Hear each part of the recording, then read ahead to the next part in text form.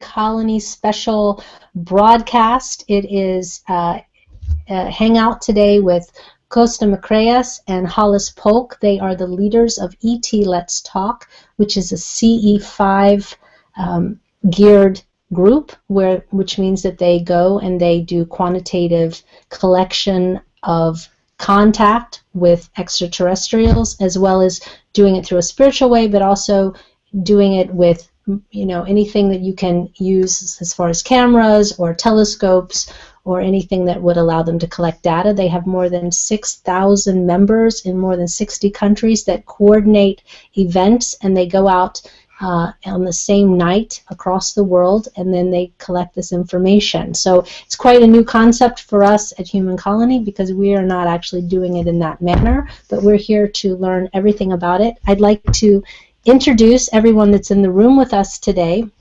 We have Alex, Johannes, Michelle, Sabrina, and myself, Karen Newman, and we also have KOSTA and HOLLIS. So I'd like to welcome you to this hangout, and thank you so much for being here with us, and we look forward to hearing what you have to say. Thank you, Karen. We appreciate you having another conversation with us on video this time and presenting to the audience. Yeah, thanks for having us.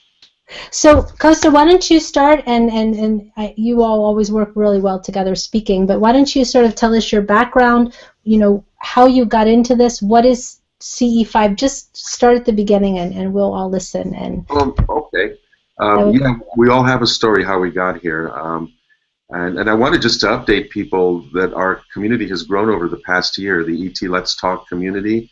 We're now at about 11,000 members in, I believe, about 100 countries. So there's a lot of clearly there's a lot of interest in the topic, and we're really happy to have been growing and are going to continue to do that. So if you rewind my life, there was a time in the 60s and 70s where I grew up, and I was born in the United States, in Indiana, the heart of the Midwest there. And as a young man, I was part of the times of the 60s, especially when NASA was doing the Gemini Apollo programs. Those were the days when our imaginations were fired up and captured by what we were told about the space program. And I know there's some controversy of NASA about that now, but I have to say, from what we knew as young children and saw on our TVs, it was really cool. It captivated the headlines. Someone like me also had interest in astronomy, in science fiction, everything to do with space, and then Star Trek came along. So what I'm trying to set is the context of the times in which I grew up. Again, the 60s, as a small child and a teenager. If you were me, you were just all agog over the skies and the opportunities to go to the stars and to read about it and to take your telescope out. Well, along the way, don't really remember the age, but might have been 8, might have been 9, might have been 10 years old. I picked up my first UFO book, and I was captivated by that, and I read everything that I could that was available back then. Now, in the early 60s, and especially in that part of the country, you didn't have, obviously, the internet and the great availability of books on the topic. But again, I read what I could, fascinated, wanted to know more, wanted to meet, wanted to see UFOs, etc. That didn't happen, but the seed was planted, and that's important because of where I am now. Fast forward with my life, I got a degree in computer science in college, got a job, came out to California, the West Coast, got married, had 2 children, divorced, remarried to HOLLIS here. And then in 2006, I sat down and realizing I have the internet, one afternoon I thought to myself, I wonder what's going on in the UFO field. I have some time now, and at this stage in my life, I want to explore again. Well, I found the Disclosure Project at the time, which had a lot of witnesses from the government and other corporate areas talking about suddenly ET, retrieval teams, and how this had been covered up for years. And again, my imagination was fired up, and that's how that part began. I decided to go to a week-long retreat, a training, here in Mount Shasta, which is about 4 hours from our home in the San Francisco Bay Area, because I wanted to see what I could see under the skies. I have to admit I was fearful and very excited at the same time. If you can imagine that fifth grade, 10-year-old kind of kid who doesn't know what to expect, and because Hollywood has so played the evil alien thing that has ruined it for a lot of us, there was that element of fear, but still excitement and knowing like there's no way I can't go. I told Hollis this, and she was really supportive of me going, but basically said to me, you know, I know they're here. I believe in these civilizations and they're visiting, but I don't see how they affect my daily life. So go, have a good time. I support you, and let me know what you see. So that was a cool agreement, and with that kind of support, I could really just enjoy my time there. It was during that week that we were going out under the stars and learning about ET that changed my life and brought me to here. The major incident was one night after meditation of 40 of us in the field at the base of Mount Shasta. We had for half an hour, we had a sphere suddenly, not suddenly, but slowly materialize, like you would see in a movie, something fading in front of you. Like for me, it was about 6-7 feet away, and it floated above the ground. We were in a clearing with a forest, and after I rubbed my eyes a lot and looked at it and determined it wasn't the moonlight or the shadows playing tricks on my eyes, I was fascinated. And I was in the company at that point of 9 other people, 8 or 9, I didn't really count, but a group. We all saw the same thing. We watched this sphere silently, without vibration, smell, or anything else, just hanging there. We knew something was going on, and this was up close and personal. It lasted for half an hour. There's another story I can tell later on if you want to know about our communication that one of us had with the beings inside. But suffice it to say that after that half hour, it slowly faded out, and many of us were never the same. This was something that we could not deny. We were totally sober, straight, awake, alert. It was also cold that night, you know, so you were very alert. And we all saw it, and there was quite a buzz, and I knew right then and there that I had just taken a deep dive back into this subject, because when you have that experience and you know that it's yours, it's not someone else's experience, even secondhand of somebody that you might trust. When it's yours, then you go, oh my God, you know, what else is there? I didn't really even try that hard. I'd like more of this, etc. So bringing Hollis into this now, that did change my life, and I wanted to do more, and I can describe more, you know, what happened after that. But it was my habit during that week to call Hollis back here at our home every morning and tell her what I had seen the previous night, and I was just really excited about what was happening in the sky, on the ground, and the things I was learning, and knowing that I was making genuine contact, because we were being taught how to identify the normal kind of phenomenon, planes, weather, balloons, etc. And when you eliminated all that, I was seeing actual things, and I was telling Hollis about them. About the 4th or 5th morning, when I picked up the phone and to start talking her ear off again, you know, about what I was seeing, she stopped me and said, "Wait a minute, I've got a story for you." And I thought, what? What's going on? I'm the one with all the stories. You know, what happened? And I'll let her tell the story now of what was going on here. Okay, so I should probably back up and say that when I was a little kid, I was totally fascinated by the space program. Yeah, listening to all the radio things, having scrapbooks, like fascinated. But not remotely interested in astronomy, not remotely interested in science fiction. I mean, not remotely. I read one book. I read A Wrinkle in Time. Like, that was it. Yeah. Sorry, I love that book. So that affected me very deeply, that book. Actually, me too. Yeah. But it's the only one I read. So, anyway. It's a perfect one to read, yeah. Yeah. So, you know, and the thing is that the space program affected me so much that I actually became an engineer. So, you know, I have an engineering degree from Princeton, and then kind of a long story what happened, but I have a Harvard MBA. So I kind of got out of engineering, and believe me, this was not remotely interesting to me. You know, like KOSTA said, when he went up to Mount Shasta, I was like, have a good time, you know. but it doesn't do anything for me.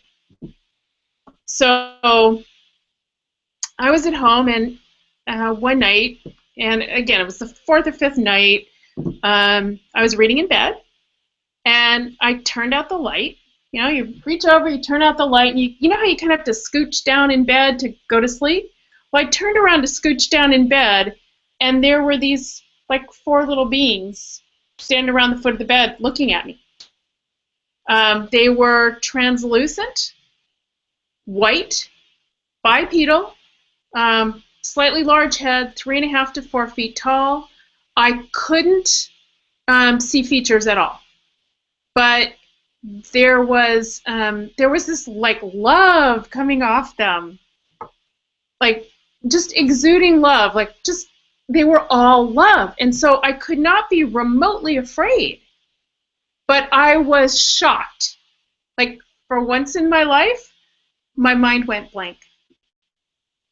Really blank. That never happens. And that doesn't happen to me. Oh, somebody's saying they had the same experience. That's great. I did. Okay. And then, so we'll have to talk about the beings. Anyway. Have my people call your people. Yeah. Okay. So anyway, so after, like, I recovered, it might have been a minute or so, which is a really long time to be completely blank. I thought, oh, I should ask them something. And funny. And so I thought, all I could think of is, where are you from? Right? Not the best question, but it's all I could think of is, where are you from? And very slowly in my mind, this word formed, which it came like this. It came, Arcturus.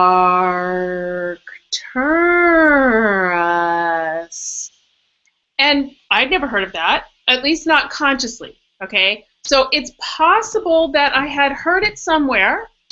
You know, and you know how there's a lot in our subconscious minds that we're not aware of consciously. So this one, you know, I got to say, it's possible I had heard of it, but I certainly had no conscious knowledge of it. So the next morning when KOSTA called and I told him the story, I said, is that a place? And, you know, he went, oh, yeah. Oh, yeah, that's Astronomy 101. It's Yeah. the Arcturian star system. I believe it's a red giant or a red supergiant. Big star. System. But I didn't know. She got the big one right off the bat, yeah. Yeah, she got the great prize. Well, I mean, that's just who showed up. Yeah. So. But she said they were very sweet, and they were looking at her very quizzically and saying, oh, yeah. Who are you? Right. Or who are you? Right. That was actually what came telepathically first was, who are you? Aww. It was, like, really sweet. Who are you? You know, and so there was nothing to be afraid of.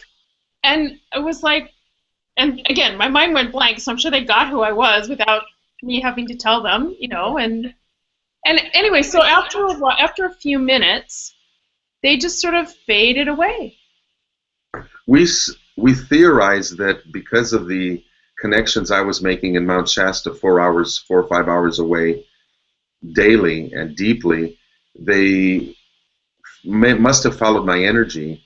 Because I was talking to her every day, and obviously because we were married, we were close. We just figured they followed my energy link back to our home to her, and that's kind of where the "who are you" question came from. Hey, this guy's spending a lot of time talking to this woman. You know, what's up?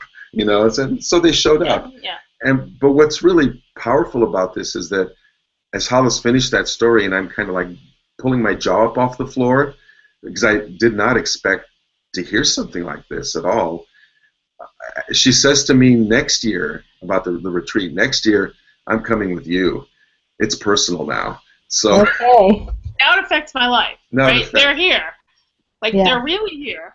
Well, isn't it interesting? I mean, the contact was made visually by people who say maybe you're not psychically expecting to have to tune into something, and you, because HOLLIS is a psychic and a medium, you know. I'm not a good medium. I'm not reliable as a medium. I'm a good psychic. They're okay, just like great psychic, and that's the rule. All psychics are not mediums, but all mediums are psychic. Right. But anyway, she's a psychic, and they connected to her in a way that would, you know, grab your interest and you know. Right, because it was with my eyes. It wasn't clairvoyant. If it had been a clairvoyant thing, I would have said, oh, well, like, okay, that's nice. I had contact from something. I don't know what it is.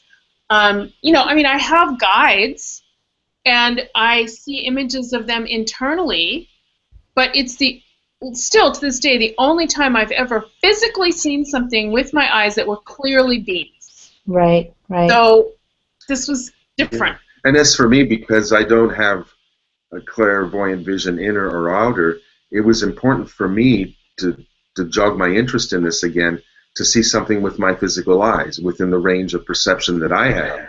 And I did the company of a bunch of other people so that I did not walk away later after that, had I been alone, second guess myself and say, okay, I'm crazy or something happened. No, I was with other people, so I think the setting, the environment, the circumstances were all perfect for what I needed to really validate that experience based on what I can see, and to jog that interest and get me going. At the end of that week, I decided, because I wanted more, I would start organizing people, and I asked for emails to start doing these CE5 meditations on a more regular basis. And that started what is now the ETLetsTalk.com community of 11,000 people. And I'm happy to say that that's what it took, and I will never forget that experience. Yeah. Well, it's interesting because in a way they showed you also the way that they can be contacted, whether it's through psychic connection or through actual visual manifestation. So not only did they reach out to you in both ways, but they brought together your two talents that you have that allowed you to realize that this was something that could be brought forward in that way. Would you be able to tell us exactly what is the CE5 contact protocol? What is it based in? It stands for Close Encounters of the Fifth Kind. Off the top of my head, I can't recite what Close Encounters of the First through Fourth Kind are, but many of us are familiar with Close Encounters of the Third Kind, the movie, and that, true to its name, was an actual sighting and a non-human initiated, in a way, contact. What makes the CE5, the fifth kind, special is that it's human initiated, for starters, and there are different techniques that people can use when they get together and say, I want to have a contact, rather than with the other four types of CEs, close encounters, where you just wait and maybe hope, or you're not expecting and something happens. We deliberately do this, and that's what all our teams are about across the world, is synchronizing at times and at other times doing our own things to initiate the encounter and start an interaction. The whole idea is let's talk. And that's where ET Let's Talk, thanks to HOLLIS, coming up with that that phrase, which I liked very much, because it sounds like kind of what we're doing here, where you're sitting around, in a virtual living room, just talking in an informal way with someone. We felt that ET Let's Talk conveyed that same idea of a friendly reaching out and conversation with ET. To do a CE5, and HOLLIS can also help me with this from her experience, is something that can be done by a single person. Often it's better in a group. People just like company, and I hear that all the time in the community when people write me, as I do a lot of networking, is there someone near me? Is there a group near me? I'm all alone. My family thinks I'm crazy. My spouse thinks I'm crazy. Nobody wants to listen. I like to find company. So I really want to emphasize that if any of you out there in our audience feel like that, come to ETLetsTalk.com, because the whole idea is this is about a community that is supportive of our experiences. We've not all had the same experiences. There's a whole continuum, but at least I've tried to make the community a safe place where we can talk about what has happened to us with sympathetic people and learn from each other and teach each other. That's what a community does. This is kind of crowdsourcing ET contact. So the actual protocols, I tell you, up on the website, ETLetsTalk.com, under CE5 protocols, I've written 7 steps of instruction, which involve meditation, circulating energy in the group from heart to heart, visualizing a beam of light going from the center of your virtual group circle into space as kind of a beacon, as well as connecting your group with all the other groups on the planet.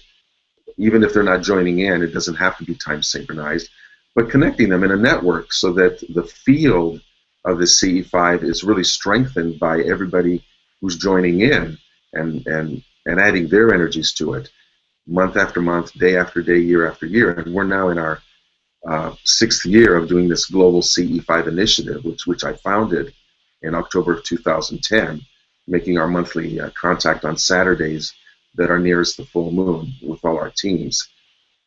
Each team, it seems, will take those 7 instructions and kind of customize. I emphasize the core of what those are should be that people participating in the contact who want this positive contact need to approach it with an attitude of goodwill towards our benevolent star friends, of an open mind, an open heart, sincerity, and inviting them to come in.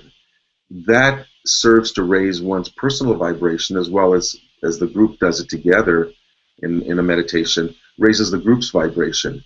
And these spiritual civilizations, these ET intelligences, will pick up on that frequency. They've told us that. And they love the joy, the laughter, the group cohesiveness, the coherent group thought that's part of the CE5 experience. That's it in a nutshell, kind of just in a real informal way. Like I said, there's instructions which kind of fill out what I was just saying here, but basically that's it. It's your intention that we believe really sets the tone for whether you're going to make contact and how. And I'll let HOLLIS here. She has some experience with CE5. You know, your approach, because you've been in the group with us as much as anyone has had. Okay, I'm not sure what you're asking, but you know, we've had a variety of experiences. All the flavors of lights in the sky. We've also had. I'm thinking of one time in particular when we're doing our meditation, or slightly after the meditation, and I could feel to my right, because we're outside, we're sitting in a huge circle. You know, there's a couple feet between each person, and I could feel like a warmth. It was a cold night, and I could feel a warmth maybe a foot or so to my right. And so I took out my hands, and I don't know if anybody has done this, if you've ever felt your own aura or somebody else's, if you rub your hands together. A lot of people like to do it literally skin on skin. I don't. But if you move your hands like this, you can feel your own aura, and then you can start to feel. Yeah, if you want to try it now, feel free. Like, go for it. And then you can feel, somebody next to you's aura. Anyway, so I had people doing that, and people came over, and people could actually, everybody else could feel this being too. So that was one sort of manifestation. And that's what I want to emphasize. It's not just about the lights in the sky. As exciting as that continues to be for many of us, when you see an anomalous light or several of them zigzagging, pulsing, when you send them a thought, maybe flaring forth and phasing in and out for you as a means of bidirectional communication, that all remains exciting, because you realize they're intelligently piloted. It's not just some random abstract thing out there. There are beings there that are aware of us and want to communicate in whatever way that our perceptions will allow. So yeah, the lights in the sky are great, but what HOLLIS was just describing also is important. There are nights when we can't go out under the stars, for weather purposes, obviously. So we do meditations indoors, and it's totally possible, and has actually happened, that ET beings will join us in our circle, and different people will be able to perceive them. HOLLIS gave you just one example now of being able to feel them. Other people will feel waves of love. They'll feel a presence looking at them. Later, when we compare stories after the meditation, we'll realize 1 or 2 or 3 people saw the same thing silently as they compare. So we validate each other that way. We're not just being totally woo-woo and out of our bodies. We talk about the experiences and share. And it's kind of like the blind man with the elephant. Sometimes there will be a being in the room, but each person has gotten a different sense of it. but once you talk and realize you were having the same experience, but just seeing it from your own perspective or through your own filters, that's really validating for a group, and validating for yourself that you really did experience something, and that you as the group created a field where you could have a common experience. That's really powerful, because the CE5 really is all about consciousness, in reaching out and in doing the communication, and doing it in a sincere way. And you have to be ready for the results to come in many different ways. I know we have had smartphones turn on by themselves. Oh, wow. Nice. You know, and they'll turn on right after meditation with a song that's related to star people or something that's in the playlist, and it'll start playing. That's one example. I could come up with lights in the house, our cars, other electronic devices like radar detectors, chirping out in the middle of nowhere where there is no signal, 50 miles from nowhere. The stories keep going on and on as I listen to what people from our team, our 11,000 members, send to us every month. You wouldn't believe what they come up with that you never thought of, from flyovers of their house of actual craft that they can see with the shape and lights and all that, to other experiences in the ground of having a visit like HOLLIS did in their room, and a telepathic communication as well. They capture some of this on video with pictures, and that's what's exciting about our community is we're gathering that evidence. Right. We don't have like a scientific study and quantify it in the way that we would like. I just meant quantifiable is a meaning is actually volume of the actual volume of data. The fact that if you have 11,000 people in 100 countries, 110 countries. I'm sorry I shortchanged you on how many you had, but no, 100 is fine. Yeah. But if you have that continually, repetitively over time, that's and if you have all this data over now 6 years, it's pretty impressive to anyone who would want to look at it. So when I say quantifiable, I mean more, or quantitative, I meant more as sheer volume of material. But yeah, that's really something. There's a couple questions that maybe you can address because they're in line with what you were saying. Okay. One of the questions that was really just nice was just that, can we do this, because we have these hangouts all the time where people from Human Colony hang out. Could we do this in a hangout like we're doing it now? Or do we all need to be together? Do the people need to be in the same room? Or yeah. Okay, no, we actually used to have a Skype group. Okay. I'm getting a little weird echo. Oh, that's me. Let me mute my mic real quick. Okay. Thank you. So we used to have a Skype group. We were here, LA, Texas, Toronto, and every now and then somebody else would show up. So yes, different countries are fine. And we would meditate together. Like we'd have a little chat and then we'd meditate together. And we definitely had anomalous phenomena, sound phenomena show up. And then afterwards, sometimes after the meditation, we'd be talking about something that happened and something would chirp, like in a scent. Like, oh yes, that happened. And that happened like pretty much every time we meditated together, there were these electronic sound phenomena that happened. And not only electronic, but in the meditation, each person in their location could feel the presence of a being, for example, or they saw a light moving in the room. So it wasn't just what might be coming through the computer. And I know people will say, oh, that was noise on the speakers. Not so. Over years that we were doing this and using Skype for other reasons. For example, HOLLIS had a radio show at one point and was always on Skype, with an audience. Never had anomalous problems like dissonant noise and all that. And yet, when we would get on and do these ET meditations with each other, sure shooting every time, different kinds of sounds would come through. And so we knew that there wasn't the equipment, as well as people had their own personal experiences too. Well, okay, and I don't know, maybe a month or so ago, this is related, KOSTA and I were doing Jimmy Church on Skype, and we heard those beeps. Like, they were there.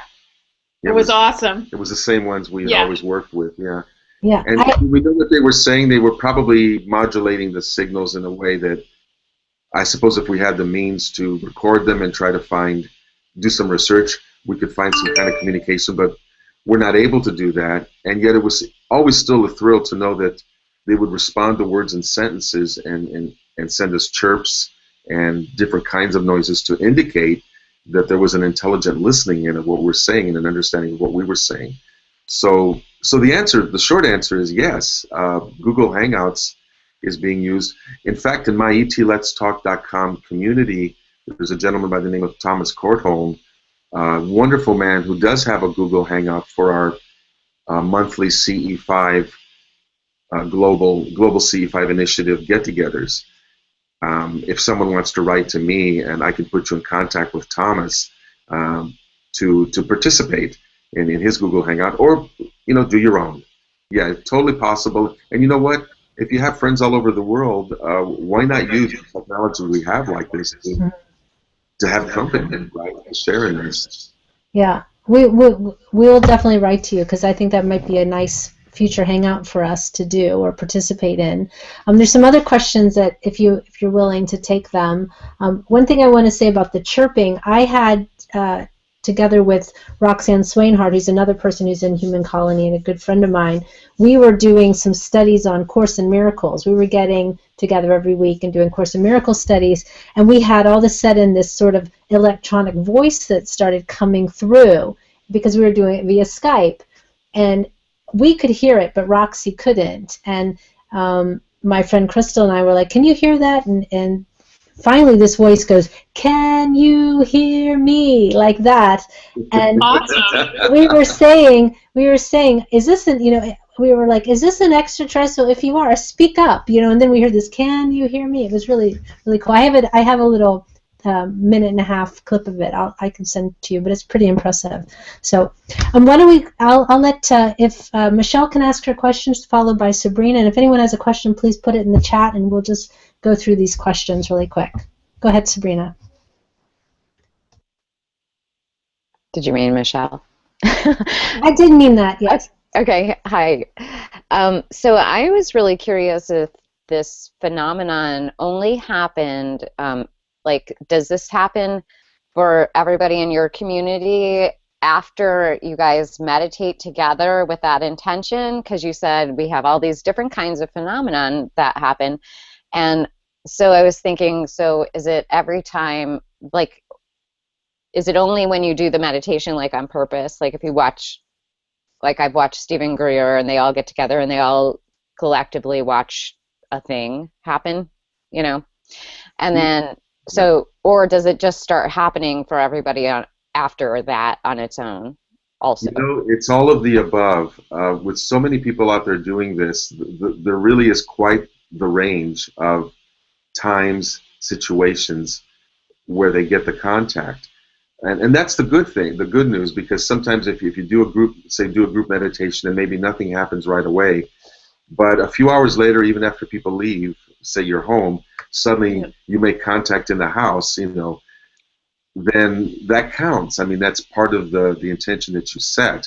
There's times when groups will go out in the field and start just by the time they start setting up their chairs and getting settled in, and already someone's pointing at the sky and going, "There they are," and they're making contact already. Then they'll still go into meditation. I believe that once a group has gotten together with a pure intent, the ETs have gotten your energy signature. They know the group vibration, and that makes it possible for them to still connect with you, even though maybe you didn't formally sit down and start meditating yet, or maybe you had an off night. And that's not to say that every time you try to make overt contact that you're going to be successful. Right. I want to tell people that, but I think over time, you set up the pattern, set up the rhythm, and that's really important, and they will pick up your vibration. So I want to encourage people to keep the faith with that. Sometimes with someone who's new will have something right away. Sometimes someone takes several times. And again, you have to watch out for how it can happen. Be aware of your surroundings and your perceptions. You might have a telepathic message. You might have a lucid dream or an ET. That happens with people. Mm-hmm. I mean, I've had the thing that's cool about a group having a experience at the same time is I had a little dude show up. So, but I'm the only one who saw it, you know? So, or I go outside and I look at the stars, and then suddenly they start doing this amazing, beautiful dance, and I'm like, what? But I'm the only one looking at it. So, so I mean, it's neat to have a community like with the same intention at the same time, kind of, you know, experiencing that. No, I understand what you're saying. People who do it solo have experienced the same kind of frustration. I mean, it's an exhilaration. Like, I really did see that, but it's nice to get another validation. That's why I encourage people to try to find a group if you can. On etletstalk.com, we have a member map. People can join for free on the website. We have our CE5 reports there and people making posts and sharing. But the map is there for people to look at and find people in their area. So I encourage people to become a free member there. Contact me by creating a support ticket to give me their location and contact info, and I'll put a marker on the map for them so that other people can find them if it's a group they want. I also encourage people, even if there's nobody near you, just to reach out like proactively to other people on the map, because they've also proactively asked to be there, so they're very likely to answer you.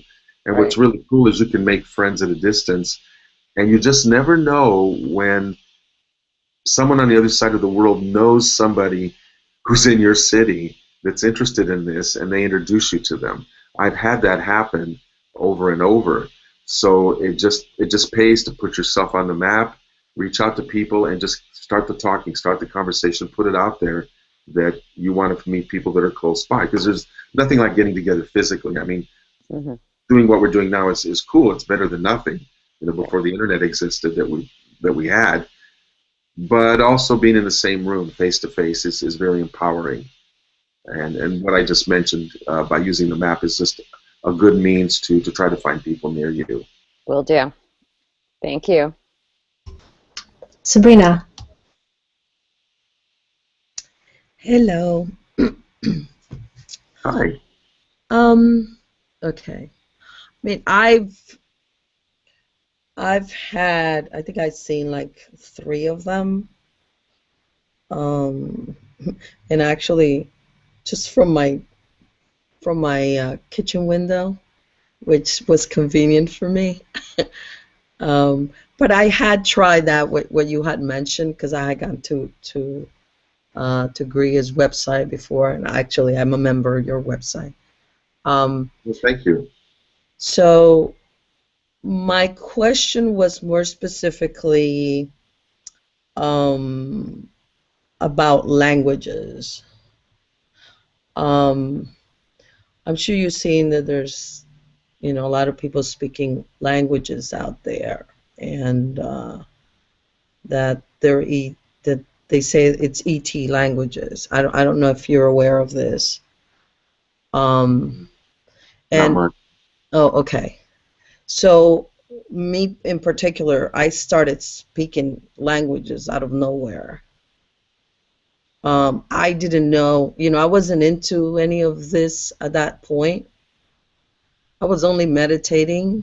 So I wasn't into any of this. I was just meditating to help me relax and whatever at that point. And then I started getting languages. And at this point, I think I'd spoken about 15 languages. Wow. Are they recognizable? They're not Earth languages, is what you're saying there. Right. They're not. Yeah, they're not Earth languages.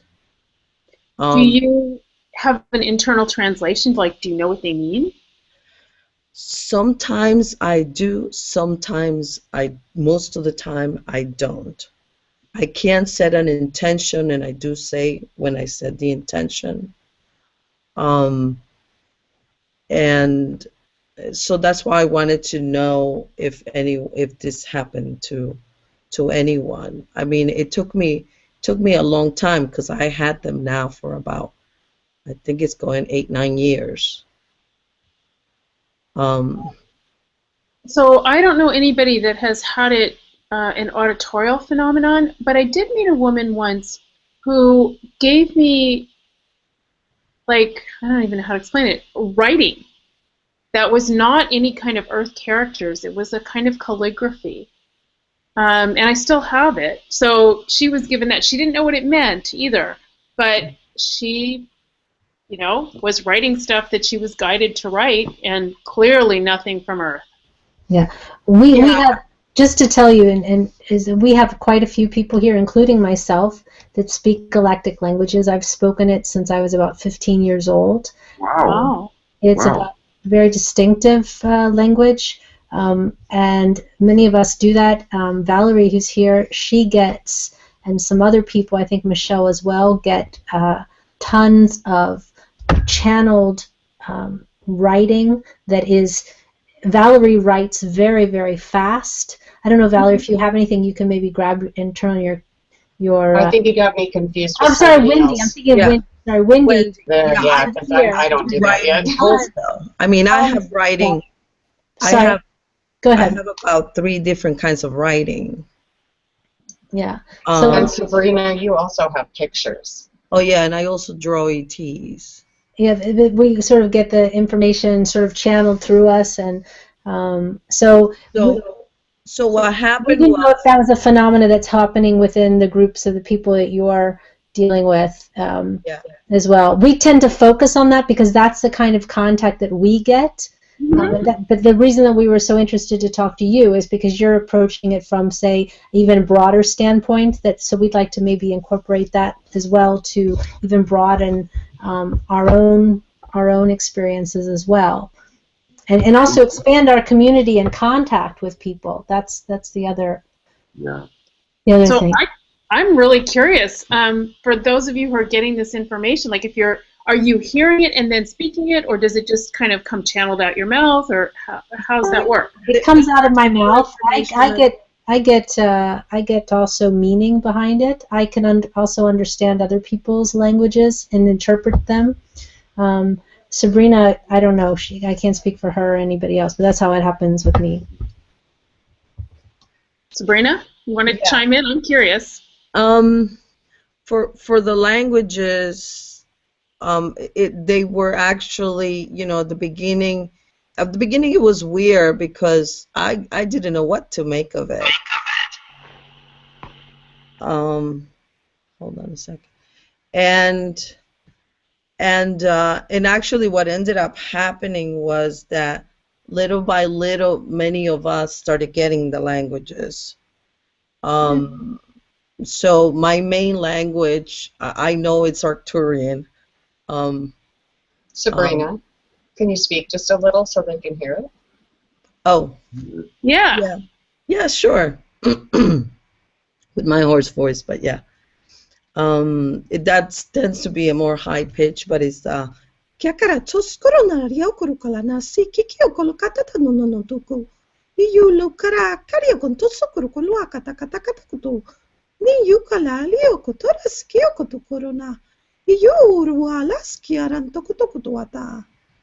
so that's Arcturian, and Lyran it's a bit stronger. It's Dios junto quashio contuo wahata kahatunto shikikioko waha taashu kutuotu naashiaha. That's Lyran. What did you say in both of those cases? I know that the first one, I know it was like welcome and, I'm glad I'm introducing you to the languages kind of thing. And yeah, so then there's Pleiadian, there's many. But the interesting thing was that it spread through the group as wildfire. So many people in the community speak the languages. They have at least 1 or 2 language that they speak. So your community, it sounds like, is very focused on the languages, which is interesting to me because I might run into, and I haven't, or HOLLIS, one person here or there who says that out of all the other range of experiences that people have, but you seem to have like not a focus, but a conglomeration of people that can do all this. It's fascinating to all of us. And of course, we Yeah, always what's can being I said. add that Sarah also has a gift, and she is here. She wants to come forward. Hello there. Hi. Hello. This is Sarah. Hi, Sarah. Well, I can see that this is an introduction to you, and we didn't really want to scare you so much, because We're not scared. in the group. Yes, I understand. I do something, it's called toning. Yeah, I've heard of that. Yeah, I definitely know a bunch of people who do that. Yeah. Okay. It's basically toning to the frequency of the perfect health of the being, or as much as they will allow. And it's not just humans. It's Hello? We lost her for a second. She's going to say it's not just humans, but the earth, the energies, the planets, the sky, the moon, And Hathor. We only have about 15 minutes, so I want to get back to your stories because we only have you for another 15 minutes. Okay. But we would happily invite you to come and listen to our languages and to participate in that way. It's just, every group, I think what's important that I would like to emphasize is that every group, there's so many groups out there, and the more that we sort of, connect to each other, the more the total phenomena can benefit. So, this has sort of been the focus that we've had. I have to say, I spoke a language since I was 15. I didn't know anybody other than people going to church that were speaking languages. And I actually came into contact with Mary Roswell. She's a woman in Australia, a psychologist who started recording these languages. I connected with her and was able to, share that experience. But she just collects the data. She doesn't really do a lot with it other than report that it's a phenomena that's going on. So. And that's really valuable to do that. She's done a valuable service. Yeah, exactly. So, but to you guys, I know you had you just did a big retreat in August. Yes. And you had some pretty amazing things that happened there. Do you want to? And do you have another one coming up, or are you? We will. You have the next year. The HOLLIS is next year. I'll join you, kind of. Oh, she's been joining me. This is the 7th or 8th. We've lost track. Yeah, we will have another one coming up in Mount Shasta, and I'll be announcing that to the community sometime early this week. Right. Particulars of that. But I need to get people's email addresses to do that, and so I'm all about email addresses because that's the internet. If we can't be connected in that way or on social media, then we can't get blasts of information. Well, what is your email address? And I'll put it here in the chat, and people can, and you can say it out loud. Okay. Well, two things. Go to each. I'm getting an echo. Is that me? Can I do anything No, about it's that? probably. Oh, okay. I'll try to talk through it. That's a little bit better. Just become a free member on etletstalk.com, and that way I'll record your email address, and you'll be on the list where I make all the announcements about my webinars, about retreats, about our monthly CE5 events, etc., etc., etc. People can also write to me at KOSTA, KOSTA, at etletstalk.com. And I'll do my best to answer you in a timely manner. I correspond with hundreds of people every month, and it's a real joy, but it means sometimes I'm a little delayed getting back to people, but I do try because I really value everybody that's in the community. I think, did I answer your question? Yes, you did. So, but tell us, did you want to talk about your retreat that you did? Oh, right. Yeah, last August, about 28 of us got together for 3 and for some 4 days at Mount Shasta again. A really magical, powerful place. We've seen ET craft going in and out of that mountain. We've had people remote view and go inside, and there's life and activity there. And we've had, and especially this last August, we had a lot of lights in the sky phenomenon, as well as some ground-based phenomenon again, in terms of what we've already described, the kinds of things that we see. It was a really great group, cohesive experience.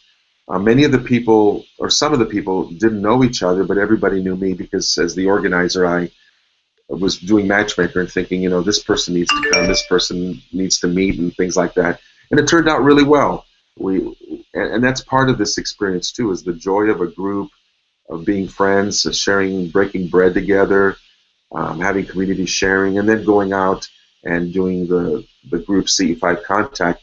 That's only enhanced once people get together and hopefully like each other and become friends. And that's what that retreat was like. Just a real high energy, beautiful experience, and I want to repeat it. And like I said, I'll be sending out announcements about that to people who are signed up on the website. HOLLIS has, I'll let HOLLIS tell an interesting story now about leading a meditation during the retreat. You know, we like to have serious fun, and sometimes things happen. What I'm going to do while she's doing that is off to the side, plug in the power to my laptop. Wow, it's getting really low. I had no idea. I started out at 100%, really at the top of the hour. I'm down to 20.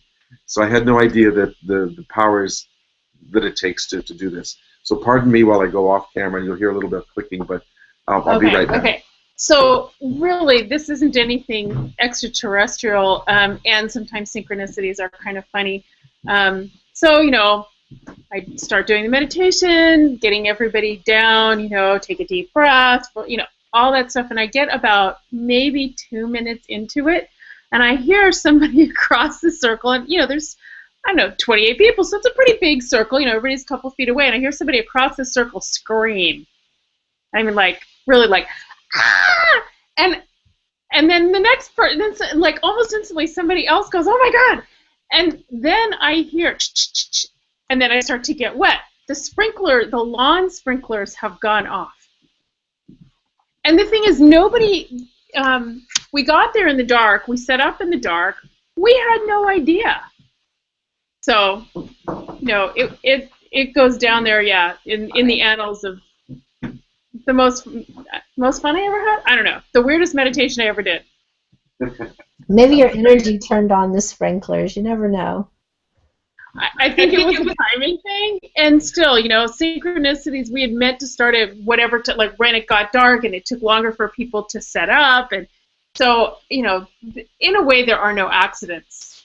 Well, you know, and as funny as it sounds, even when something goes wrong like that and gets everybody laughing, you know, as you're getting soaked and wet and someone's running to try to find where the control system is and turn the thing off, you know, that took several minutes, so we were getting wet out there, we're running away. It really still builds a great group bond, you know. So this is not always about just serious meditation where there's no room for joy, for laughter. Again, it builds a group bond and gets everybody talking and energized. And then we went back into the meditation, finished that, and had another great night of contact. So we didn't miss a beat. And I'm sure that among you there's stories that you can tell where something happened that you didn't expect that caused you just to stop, sit back, and maybe laugh or look at something a little bit differently and not take yourselves as seriously. I always try to do that, you know, and see the humor in things, even while we're doing serious work. I call it serious fun. And what I want to emphasize is one thing I want to mention before we leave is the People's Disclosure Movement. Yeah. Because Let's Talk Community is part of that. I founded that at the same time a few years ago that I founded ETLetsTalk.com in October of 2010. It includes anybody who's a person who's doing what you all are doing, groups like yours that we may not know of, doing similar things, as well as our community, all to the end of being our own disclosers, where we're not waiting for any government to make an official announcement telling us, hey, they're here, start believing now. Are you kidding me? We've been here and doing and believing and seeing our own for years. So the People's Disclosure Movement is those of us who are becoming our own authorities and taking our power back from the governments, because what have the governments done? They've hidden things, they've covered up, They've lied, they've manipulated, they've made us sound like we're crazies for believing this, etc., etc. So this is a means of taking our power back, and would love for your people here to start talking in terms of, hey, I'm part of the People's Disclosure Movement. No matter if you're just alone sitting in a living room making contact, or whether you have a group of thousands, you're still contributing to that field and raising the awareness around the world, so that I really believe someday we will have made so many contacts and the ETs will be in the sky so much that a tipping point will be reached where nobody anywhere, no authority structure can tell any of us in any country of the world, you didn't see that. Go back to sleep. It doesn't exist. They won't be able to deny the evidence. And as a matter of fact, I'll close with this part, which is when I started the ET Let's Talk community, I did have some contact with ET Intelligence and some brief requests that they made as I was considering, well, what do I do with, how do I build a community? Is it important? Is it going to have any effect? I was asked to build as many ET contact teams as possible, as soon as possible, in as many places as possible. That was very plain. And the reason is because by doing that, we give our star friends more human permission to show up in our lives and in our skies, because they will not violate our free will to a certain extent, to a large extent. And as we continue to give them that permission, they told me that they would show up in more places. That means that more humans would then see them and ask to see more. And it becomes a virtuous circle. That's the phrase they use, a virtuous circle. And that's how that tipping point will then be reached. Enough of us doing this in enough countries, in great numbers, will just fill the experience as part of our human field, and nobody will be able to deny it. That's the People's Disclosure. That's how that happens. We're the ones we've been waiting for. Well, I will say to you that, first of all, we thank you so very much, because every one of us here is very committed to this happening, this disclosure. We all believe it, whether we've had personal experiences or not. We're all quite convinced that this is the truth, and that, we know that it does take that tipping point. And one of the questions we've been asking internally is, what does it take to get there? And Sabrina is very much, I'll speak for her a second, she's really, really pushing. She wants that tipping point, and in her meditations, she's really shaking her finger at the universe, saying, come on already. So, and a lot of us are as well. So first I want to thank you for the work that you're doing, because in my opinion, I've shared this with you, and it is the most important work of our time.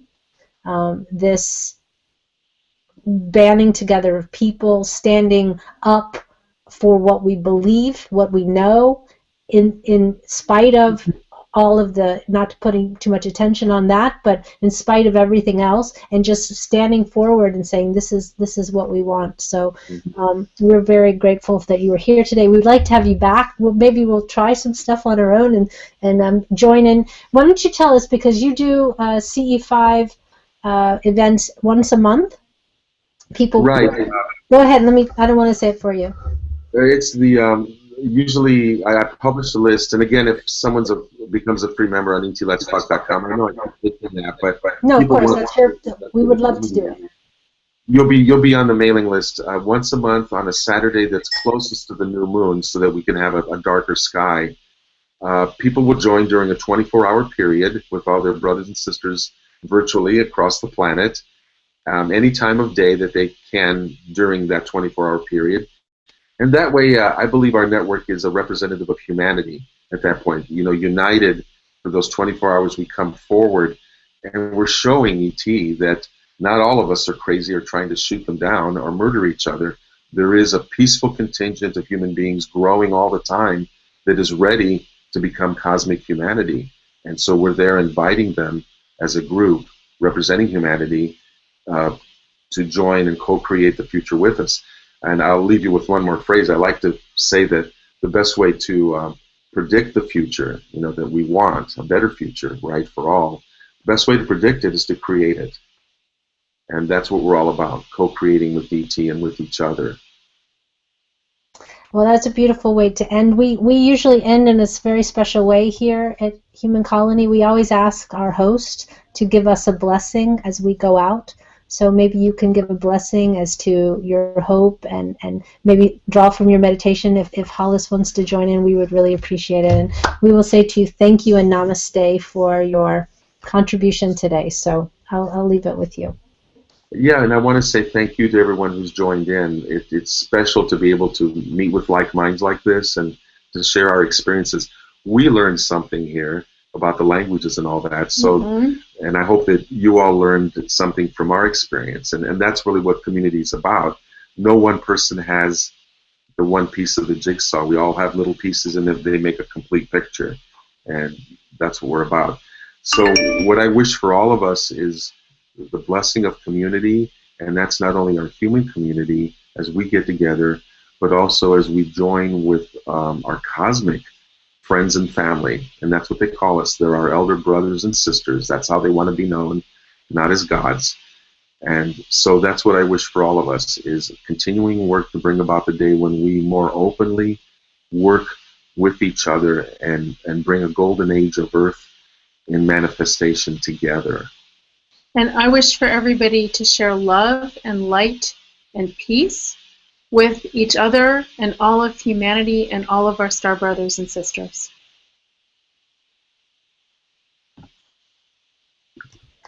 Namaste. Thank you so much. Namaste. Thank you, everyone. Bye. Thank you. And we will talk to you again in the next possible moment. So thank you so very much. Bye. Bye.